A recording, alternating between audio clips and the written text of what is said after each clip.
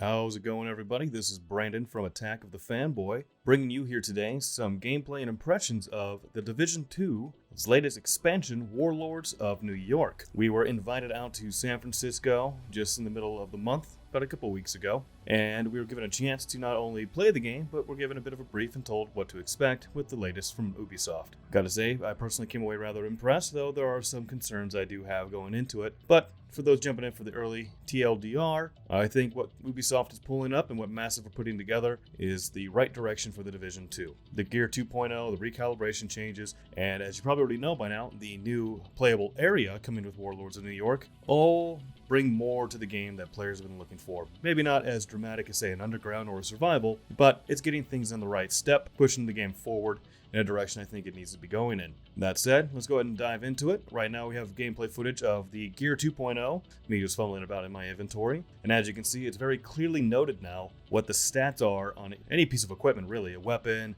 gloves, backpack, they all have very clear bars underneath them that show you the range a stat can roll, and if it's God rolled, it will actually have a orange indicator circled around it to give you a clear-cut, direct way of knowing this is a God roll. No ifs, ands, or buts. They've also removed the budget system, which means if, say, your weapon damage rolls high, it doesn't mean every other stat has to roll low. It's gone. Everything can roll a God roll in a piece of gear. On top of that, the core attributes have been changed. They are now strictly armor, weapon damage, and skill tier. So it's kind of more akin to what we saw in the Division 1. So picking up a piece of equipment, you can pretty much know off the bat if it's going to fit into your defensive build, if it's going to fit into your weapon damage build, if it's going to fit into your skill build. And because skill tiers are now here, that means skill power is no longer a thing you have to worry about. So if you're at skill tier 1, all your abilities will have certain bonuses and benefits that come with skill tier 1. If you're at skill tier 6, same thing. They'll have exponentially better perks that come with that tier. You're not farming a flat skill power anymore. Though that said, the mods, the skill mods, will no longer be locked behind a skill power, since it's not there. Instead, they'll work like weapon mods. You can just slot them into a skill as needed, and they'll give you a more focused determination of how you want to build your skill. So if you want more power, more control, more armor repair, that's where you can kind of lean in and specialize the skill into what you would like it to do. That said, I do believe Gear 2.0 is the change this game needed in its loot system. You think about it, any good looter shooter, that's the point, the loot. And if you have to use an Excel spreadsheet, it's going to probably push more people away than invite them, trying to get those perfect builds. Though that said, they've moved traits now. They are only on the backpack and they're on the chest piece. Now, you can get them through exotics, and there's some other ways you can kind of get a couple more, but for the most part, you're going to be going for what's on the backpack and what's on the chest piece. Though I noticed as I was playing, I didn't really see any on green or blue gear. Now, that's not saying it's impossible for the talents to roll on it, but I didn't really see it. Kind of have to play by ear, see a little more as we go in, because we were only allowed to play a level 33 character. We didn't get to see really anything endgame, and we only were able to pick up what we could find.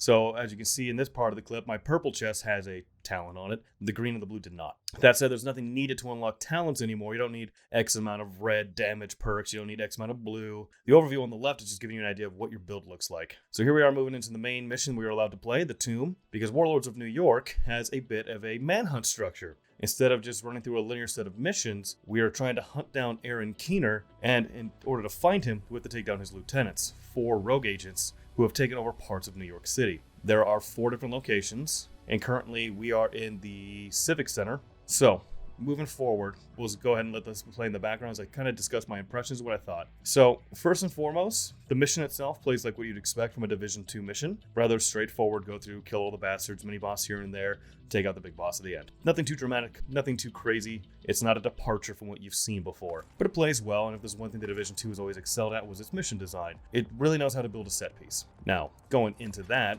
and when we played around elsewhere, it is pretty much what you'd expect out of the Division 2. Run around New York, what we saw in the zone, if you played the Division 2 already, you kind of know what to expect with New York. It's very similar to Washington in regards to, here's your map, here's your missions, here's your side missions, here's control points, here's your safe houses and what have you. So it's not deviating too hard from what you've seen and what's been established. The manhunt structure for the campaign is a bit of a departure, because instead of, like I said, doing a linear approach, do these 2 missions, then do these 2 missions, you have different little side quests and side objectives that will help you figure out where each of the lieutenants is hiding. And you can pursue it in any order that you wish. So if you're in the middle of finding the lieutenant in the Civic Center, but you feel like you want to go to the 2 bridges, you can go ahead and go to the 2 bridges. Because why not? If you're just bored of that zone and you want to see a change of pace, you're not limited to doing this lieutenant first, then this lieutenant next, and then the 3rd lieutenant. It's take out all 4 in whatever order you want. Then you can go and take out Keener. Or I'm assuming we get to take out Keener. I wouldn't put it past them to cock tease us once more, but they're making it sound like, Ubisoft has made it sound like this is the time where we finally get to take out Keener, which I'm sure fans of the franchise have been hankering to do for quite some time. As you can see from this gameplay clip, I'm currently finding Rikers, or at least the updated version of them. Returning fans from the Division 1 will find a few enemy units they're familiar with, but for the most part, they've actually kind of shuffled the enemies around in a way that they're going to present a new challenge to you. There's enemy units now on the Rikers that have like ballistic shields as snipers. There's going to be some mini bosses with a giant shield with flashbangs on the front to stun you, and a lot of heavy armor on them themselves, making it real difficult to take them down. So adjust your expectations going into this. Yes, the cleaners are back. Yes, the Rikers are back, but they've got a couple more cards in the deck to play with. Should make things more entertaining for returning players. Now, that said, I'm happy to see them back. I'm happy to see the variation.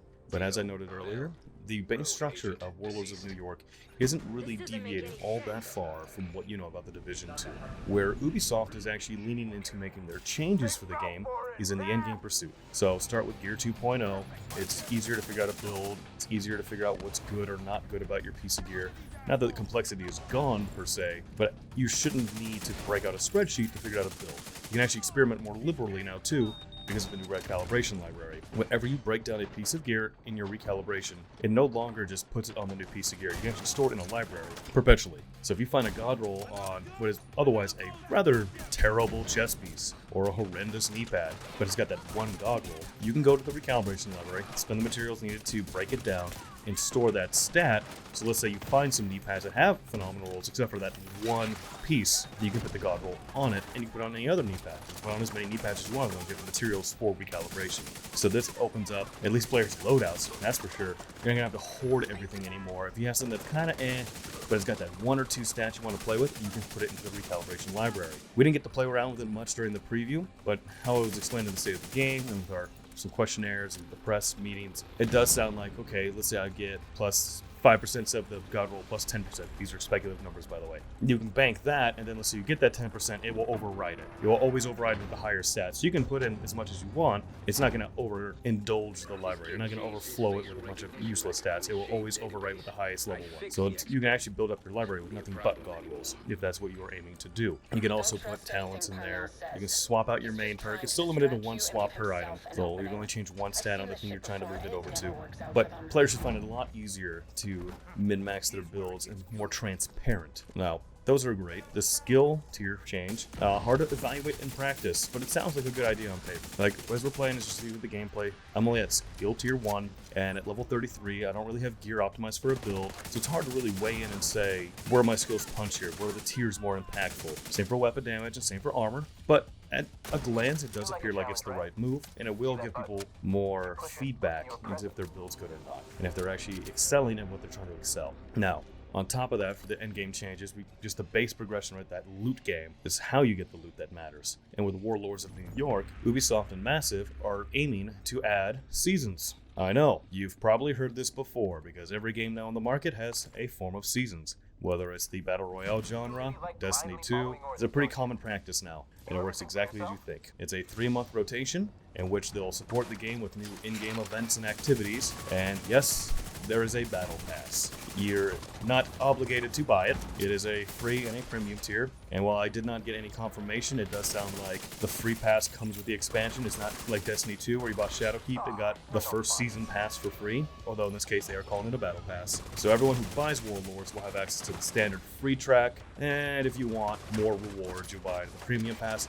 They didn't give details on pricing, but if I had to be a betting man, I'd say it's going to probably be about $10. Because that's kind of the industry standard right now for battle passes. $10, you get in. Next season, you might get enough currency in that pass to buy the next pass, otherwise $10. They did not specifically say what would be in the battle pass outside of, new cosmetics, new toolkit upgrades. They mentioned gear, so we'll wait and see if it's, is it like Destiny 2, right, where there was an exotic in the past, but it was in the free tier, it was relatively easy to get, or is it going to be late in the battle pass and there's something that has actual impact on the game locked behind that? We'll wait and see. I'd like to feel optimistic. I feel hopeful that Ubisoft's going to do it correctly, at least majority of it, but it's going to be a wait and see. That said, I'm not sure what that means for crates. They didn't specify if the cosmetic crates were going away, the event crates, if they're going to be baked into the season pass, or if they're going to be on top of the season pass. If I, again, had to be a betting man, I would say the crates they'll probably stick around, and they will supplement the battle pass. That's not uncommon to see in games. Think of the Eververse store. Think of the cosmetic stores in Apex and Fortnite. There's always something on top of the battle pass for additional monetization. The crate's already baked in. Easy enough to just throw the battle pass on top of that, add some additional cosmetics, and then have the event crates on the side. So, aside from the seasons in the battle pass, they actually do bring a couple things back with them. One of them is something longtime Division fans are going to be very eager to have back in their hands, and that is the global events. As a part of a season, Ubi said they're going to be bringing back global events and using those to augment how a season plays. They didn't specify how many number of events would appear in a given season, but they did make it seem like we'd see more than one. They didn't specify what sort of global events we'd be seeing or what the exact modifiers would be. But if it's anything like D1, I'm sure it's going to make having to play around with certain factions even more of a pain in the ass, because nothing makes me happier than getting lit on fire by every single enemy on the map. Now, on top of global events, they're also adding leagues. Leagues were essentially timed challenges or little activities where you're competing against on a leaderboard, essentially. They'll give you an objective. They didn't specify exactly what, but it sounded almost like, clear this mission with X amount of X and Y, and whoever can do it the fastest will be on the leaderboard, whoever does most efficiently. Again, that's kind of a wait and see how that will play out, but they're going to at least have that more PvE competitive side to the game added with the leagues. And these, again, are timed by the season, so each season these will reset, or maybe even in the middle of a season, but it does sound like it's going to be per season. And then you'll compete for ranks on the league and kind of get rewarded from there. On top of that, we're also going to be given a new progression system post level 40, because that's right, the expansion is raising the level cap to level 40. No longer will it be just level 30. When you come into Warlords in New York, you're going to be pushing towards that level 40 tier. That's why we're only level 33, as you can see in this gameplay demo. But the minute you meet that max level requirement, you're going to unlock a new leveling system. If you've ever played Diablo 3, you're probably familiar with Paragon levels, and that's what we're essentially getting here, called Shade levels, or SHD levels. So, Ubi has claimed that it's going to be an infinite progression system, where you can tailor build your agent in the ways you want.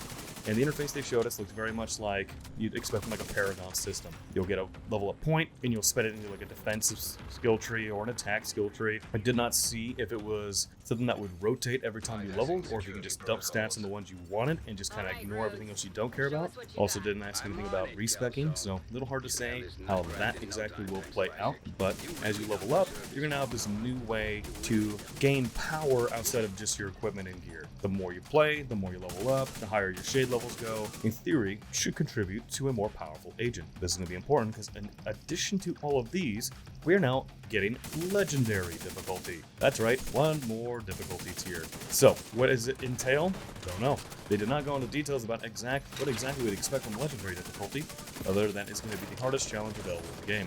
So with those shade levels, the equipment from Gear 2.0, maximizing various builds, and then of course your global events and your leagues, it's going to have quite a bit to play around with. They also mentioned that each season will bring new activities to the game, new pursuits, outside of just the global events and the leagues and the higher difficulty for existing content. They mentioned that this season will bring in a mini campaign very similar to the Warlords of New York campaign, a manhunt style mini campaign. Again, as to what that will explicitly be, we have yet to see, but it sounds like they're almost going a bit in the Destiny 2 route. Here's a season, it's going to have a general theme. It's going to have a story arc. We're going to add to the game. We're going to put activities in the game that are probably only going to exist for that season. And you're going to participate and play. And you'll have these overarching things that will reset every season that kind of unify the global events, the leagues, the shade levels, the legendary difficulty, and then the exclusive stuff on the side. And then as you play it all, you'll earn levels for your battle pass. They didn't say if there would be challenges. I did my interview with Nick Skur, producer over at Ubisoft Reflections. He made it sound like you just play the game, do what you're gonna do, and you'll level up naturally. Very much like Destiny 2's system. And if you just buy the premium pass, you'll get premium rewards, but it's not like a battle royale, like an Apex or a Fortnite where you're gonna have a weekly challenge and a daily challenge. If I had to make a guess, they're gonna keep your little errands and tasks that you run for like the White House. You're gonna keep those, and that will contribute to the overall XP. But just playing the game and participating in global events, participating in leagues will give you more XP, but everything you do will still contribute. So the incentive being try out the new content, do the new end game, but if you want to fart around and do it at your own pace, you'll still get seasonal experience. Now, that's kind of like the long and short of what to expect for the new end game. Now, I'm not gonna lie, I'm not a big fan of battle passes because at this point they really make you focus on a single game. They reward absolute dedication to the game you were playing. So if you enjoy multiple games and you want to max out a battle pass, you really can't enjoy those other games. We'll have to wait and see how EV balances theirs, because not all are as grindy as others. But at the end of the day, I don't know. It felt inevitable, and the minute they announced it, it was one of those things where it just made sense. You just could see this being a thing, like the writing was on the wall, but I digress. That said, overall, the gameplay, from what I experienced, as you can see through the demo, pretty standard stuff. If you didn't like the Division 2, this will not win you over. It's going to be blunt and simple here. It does not make any gigantic alterations to the gameplay formula, even though there are new skills you can earn when you kill Keener's lieutenants. But yeah, you can actually get some new skills and change it up a bit there, but that's a skill. We're playing with skills as it stands, so nothing's really dramatically different with the Warlords of New York. So for those who are expecting like an underground or survival, like something just radically breaking out of the norm, this isn't going to provide it. You're getting more of what makes the Division 2 the Division 2. Instead of Washington, D.C., you're now all doing it in New York. And that said, as you know, since we're running around, New York, while gorgeous, it doesn't have the same panache it used to have, the same appeal as it did in the Division 1. All the snow's gone, massive hurricane came through and completely reshaped the city, so a lot of the Christmas effects are gone. Like, at a glance, New York could be confused for Washington.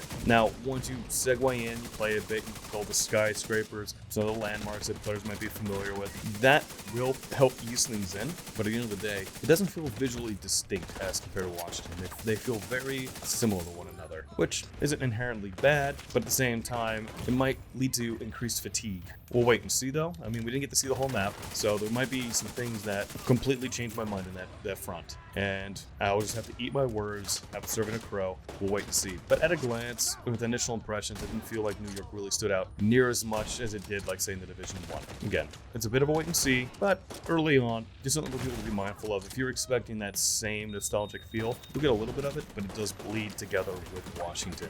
And aside from that, I don't have too many major complaints. I think the Gear 2.0 is the perfect change for the progression system. Well, maybe perfect's a strong word. I think Gear 2.0 is the right change for the Division 2. Because previously, whenever I tried to return to the game, I didn't know where to start. I was deployed when the game came out last year, so server connections and such weren't exactly ideal. So I largely had to play it solo or not at all. So I always wanted to return. I enjoyed what I played. But just sometimes trying to figure out a build, and it just felt like I had to go online, had to look something up, had to figure out X, Y, and Z, and then make notes. Okay, I want these gloves with these rolls. Now I would say players can more casually jump in, kind of get their feet back underneath them, kind of set a build up, and then learn the intricacies as they go without having to immediately resort to the Reddit, to the forums, to a guide, which is pretty much how most people like to play. They don't always want to refer to someone else's walkthrough or someone else's guidebook. They want to kind of jump in and feel intelligent when they come up with something of their own. Then when they want to push themselves to the next level, that's when they start really tying together the community, because then they're going to start sharing what they did and get feedback on it. And this new Gear 2.0, I really feel feeds into that kind of social aspect of looting and making builds, because it's no longer indecipherable. You're reaching out for any help you can get, just with any kind of error, any just sort of help to get you above water. Instead, now it's player friendly, player intuitive. We'll see how the build depth fares when it launches, but until that point, I think it's the right move. Pair it with the recalibration changes and the skill changes. Everything looks solid on the gameplay side, on the loot acquisition side. Granted, as I said earlier, level 33 didn't get to really play with builds and such in a way that could give us a perfect verdict, but I felt comfortable saying it did feel substantial enough, even at a lower level, that picking up gear, picking up loot, going through it didn't feel like a slog. And then breaking things down or holding them on for recalibration, like, it was pretty clear, like, this is junk, this isn't gonna get held on to. Because think about it, you get a god roll on a level 33 item. If the stats are scaling the way I think they do, you might just hold on to that, so when you are 40, you can just pull that roll in for your level 40 gear. Granted, there's also the possibility that those ceilings go up with the levels, so I could be completely speaking out of my ass right now. We will find out soon enough. But yeah, the loot side of it, the actual making yourself feel powerful and deadly, that's going to be great. For those who are wanting something substantially deviant for the next Division update, maybe a bit disappointed, but the Division 2 was already solid in its world exploration and its mission design. And having more of that, in my opinion, isn't a bad thing. Those who already burnt out of it, this may do nothing for, but those who still like to grind around Washington, who still plug away at missions, and just enjoy the absolute ambiance and exploration of the Division, are going to absolutely love what they have in New York. And even though it may be a bit homogenous with Washington, I still feel eventually there'll be enough landmarks and enough that we recognize to really set it apart, at least for existing fans. Things that'll make them go, yep, this is exactly what I wanted. So we'll wait and see how the rest of the map fares and kind of go from there. Which, if I understand from my notes correctly, there'll be 5 new main missions, 8 new side missions, there'll be 8 control points, a new base of operations called Haven. So there'll be things in the open world to do just as you expect from Washington. Now throw in the global events. Now throw in the leagues. Yes, throw in the battle pass, but the shade levels actually are something I'm excited for. I like that kind of progression when I get to a post, level cap. When I get to the level cap in any kind of RPG, just having a way to continuously kind of build myself up. So I think all those ingredients are the right ingredients for this giant looter shooter stew that Ubisoft's been cooking up. The fundamentals, they've got those down. Now they're just cleaning it up, getting the base of the game as solid as they can, and building on top of it. And the coolest part, I think, is they're going to expand with New York. They're going to add a new zone. They're going to add all these districts. That means the future of the Division 2, they can also add, say, like a San Francisco zone or a Las Vegas zone. Like, the door is open now to just completely expand outside of one city, to just make these small burgeon districts with their standalone stories and what have you across the nation.